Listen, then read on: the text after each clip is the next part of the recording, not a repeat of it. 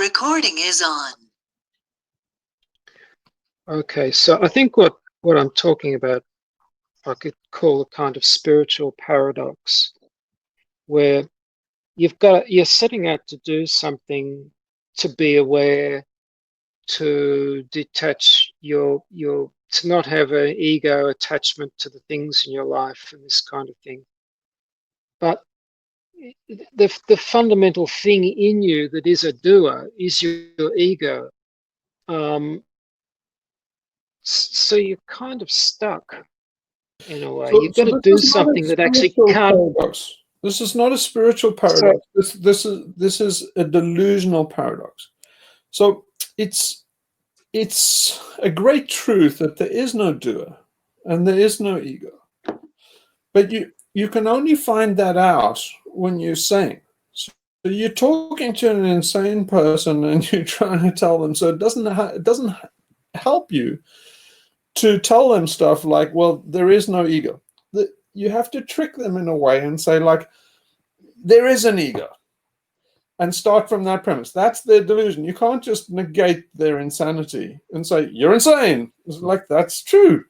But you can't, it doesn't help you to tell somebody you're insane. It's like, doesn't help them. You have to say, okay, no, you're sane. Let's start from the beginning. All about the ego. Now let's go find this ego. In the pursuit of finding this ego, then they'll reach an enlightenment and say, but there's no fucking ego. So why do you have me on this fool's errand? Because you thought there was an ego. Okay. Does that make sense? I've said this before about, it's basic psychology. I've said this before about this family story that I've got in my family. It's part of my family folklore, is that I had a grandfather who was absolutely convinced. He had a psychosomatic illness and was absolutely convinced that he had an eel in his stomach. He thought an eel was growing in his stomach. Doctor after doctor came and told him that, like, no, it's impossible for an eel to live in your stomach. It's just, you've got a psychosomatic problem. You're delusional. You know, he just said, like, fuck you. I know I've got an eel in my thing. And he just basically got more and more into the psychosomatic problem until he got one clever doctor who said to him, yes, it's rare, but it can happen. You've got an eel inside you. Luckily, I can operate. So then he sedated the guy, sent some kid down to the market to get an eel, basically came back, put a whole lot of blood on it and everything, and then basically, you know, I don't know if he actually cut him or something, but he at least bandaged him up and stuff, and then said, like, absolutely right, here's your eel. And he was cured from that moment. So, and my grandfather apparently went around telling everybody, I told you I had an eel inside me, and no one believed me. Who's right now? And they all went, yeah, you were right. Nice to have you back. And it's the same with an ego. It's basically everybody, I want enlightenment. It's basically, this is the ego talking now. It's like, I want to be without an ego. It's like, okay, right. This is batshit crazy, but here we go. The only thing more batshit crazy is people that don't do it. they often say, No, I mean, it's like it's very difficult, but you can only see it once you're sane. So it's like they often talk about in the Hindu tradition. They talk about a rope in the darkness. So they say a rope that looks like a snake. So basically, if there's a rope in the darkness, and then basically this person absolutely believes it's a snake, is petrified of it, and dominates their whole life, they can't move for fear. Then basically you have to teach them to say, it doesn't help you to say, you get over it, it's a rope, you stupid idiot. That doesn't help them. They still looks like a snake to them. It's just basically, you have to work with them and say, yes, it's a snake, but here, I'm going to teach you how to handle snakes. And eventually, you get them to brave enough to approach it and go through it. And eventually, they'll go through the steps necessary to discover it's a rope. Then they'll say to you, you fucking tricked me, it's a rope. You said it was a snake. But at least you're cured now. So it's that absurd thing. But it doesn't help to dwell on this. It helps to explain it a little bit, so that you know afterwards when you can have a good laugh when you pick up the rope. But it doesn't help you to discover that the snake is a rope. This story that I'm telling you, it does a little bit, but really you shouldn't dwell too much on the philosophy of it. You should dwell on going through the steps you need to approach the snake, to deal with the snake, learn snake charming and snake handling tricks so that basically you can deal with it. You will, it's just a spoiler to say, well, you will eventually realize it's a rope. But while you think it's a snake, it doesn't help you at all to intellectualize about how it could be a rope. Yeah, but I mean, people are. You can get into a very dangerous place where people still think it's a snake. They still feel it's a snake. Everything, their belief is still that it's a snake. But they can intellectualize till the house comes home about how it's a rope. That's not a place you want to be. And a lot of people get to that. Oh, yeah. No, I think perhaps Mike was right at the beginning where Mike said, you know, there was a certain amount of will and effort involved in the exercise of for being aware of your attachments. And that's for me is the same problem of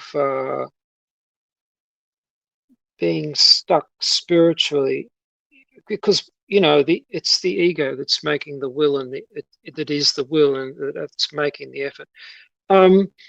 What I'm sort of looking at is it's not a good way to put it, but is it a better strategy not to make any effort at all, but simply to have an intention, and then just leave it alone? Don't put any will or effort into it. Just acknowledge your attachments as far as you can, see what they are, and then don't make any effort about it. Just know about them. Because the kind of not make any effort, but you see, it's dangerous to. This is very delicate and dangerous territory, because if you don't make any effort and don't make any movement, that's not a good thing. You see, the way to describe it is in terms of the three guna. You remember sattva, rajas, and tamas. So if you are not making, you see, one of the reasons why it's difficult to do this stuff is because you inhabit in torpor. You're just kind of lazy. Now, the only cure for that's tamas. It means you're bound by lethargy. Now, the reason why you're bound by lethargy is because you don't see the train coming. The cure for that binding, you can't tell people like, get off your ass and, you know, do this stuff. They'll get off their ass really quickly as soon as they realize that there's a train coming. So if you're lazy and in torpor, what that really means is you don't understand the danger. It means that you're not really ready for this. It means you still have to reach rock bottom. At some stage, you'll get it. It doesn't really matter if people think, oh, you have to make progress. We have this progress narrative and being productive in our culture. It doesn't matter if you just sit here listening even to these recordings, because it's all going in somewhere. And even if you're the laziest bastards in the class, you can sit there, just absorb it, and you can go to the front of the class in 1 minute as soon as you go like, oh, shit, I didn't realize this is serious. And then you've got it all there. It all comes back to you in one moment. And then you can also I think that's what I mean.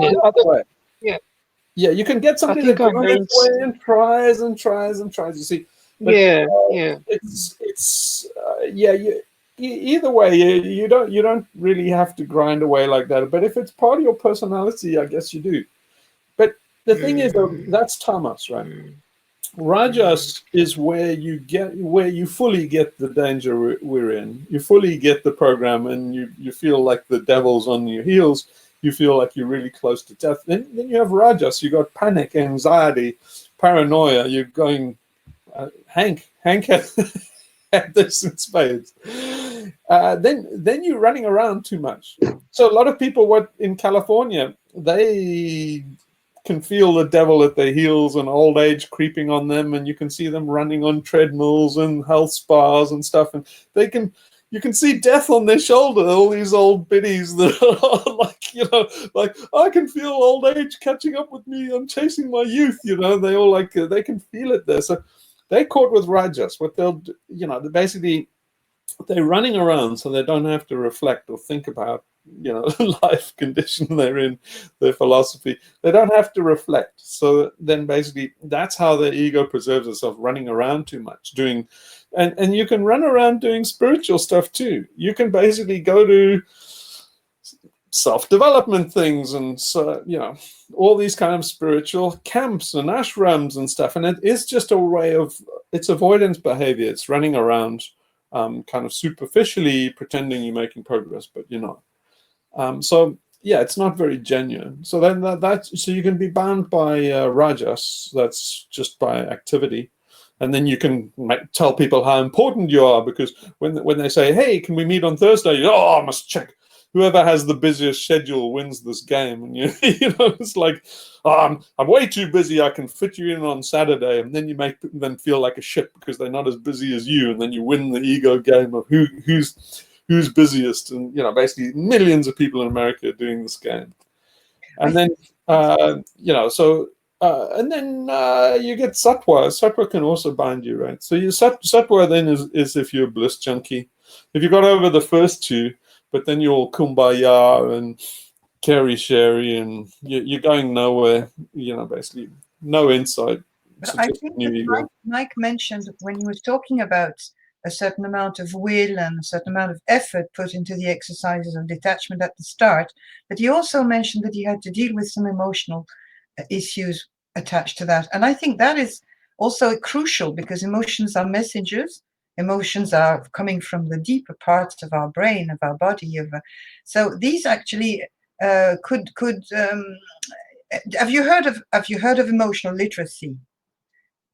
I mean, that is on EQ, right? Yeah, exactly. Because I think you'll come to that at some stage. We all do, and welcoming the emotions and using them as good messengers and getting a good literacy in emotions is also an extraordinary way to master those exercises, because they will come all the time. It depends on your attitude towards your emotions. That's what I think.